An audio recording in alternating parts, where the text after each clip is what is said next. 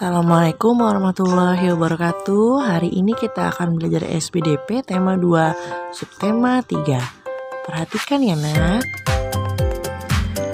Di video sebelumnya, Ibu sudah menjelaskan kepada kalian tentang pengertian cerita bergambar, jenis-jenis cerita bergambar, media yang dipakai untuk membuat cerita bergambar, dan yang terakhir langkah-langkah yang harus kalian lakukan untuk membuat cerita bergambar. Nah, di video kali ini, Ibu akan menambahkan penjelasan tentang cerita bergambar, yaitu fungsi dari cerita bergambar, ciri-ciri dari cerita bergambar, dan teknik pewarnaan dalam pembuatan cerita bergambar. Yuk, kita simak penjelasan Ibu berikut ini. Pembahasan pertama adalah fungsi cerita bergambar, yaitu memperjelas isi bercerita, kemudian menarik perhatian orang yang membacanya sebagai sarana mengekspresikan pengalaman sebuah kejadian ke dalam sebuah gambar. Kemudian selanjutnya memberikan gambaran singkat dalam sebuah gambar, dan yang terakhir mempunyai nilai keindahan dalam sebuah cerita. Selanjutnya, ciri-ciri cerita bergambar. Yang pertama adalah bersifat proporsional. Artinya, membaca sebuah karya cerita dapat membawa pembacanya terlibat secara emosional. Kemudian yang kedua adalah bahasa sederhana. Bahasa dalam cerita menggunakan bahasa sehari-hari sehingga mudah dipahami oleh pembacanya. Selanjutnya adalah bersifat kepahlawanan.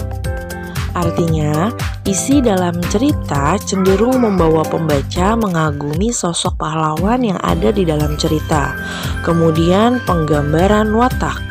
Artinya, pada gambar tersebut menggambarkan watak tokoh agar mudah diterka atau ditebak. Dan yang terakhir adalah menghadirkan humor pada alur cerita, yang berarti dalam sebuah cerita memakai bahasa humor agar dapat mudah dipahami oleh orang yang awam. Pembahasan selanjutnya adalah teknik pewarnaan dalam gambar cerita.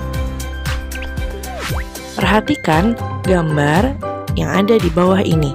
Penggunaan warna yang berbeda pada sebuah gambar yang sama akan menimbulkan kesan dan cerita yang berbeda pula.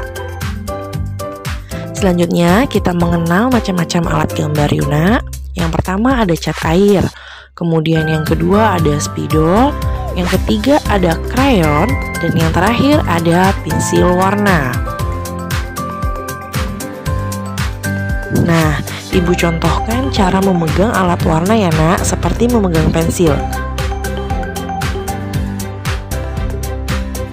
Baik, cukup sekian pembelajaran kita pada hari ini ya nak. Mudah-mudahan kalian bisa memahaminya. Terima kasih. Sampai jumpa di video pembelajaran berikutnya.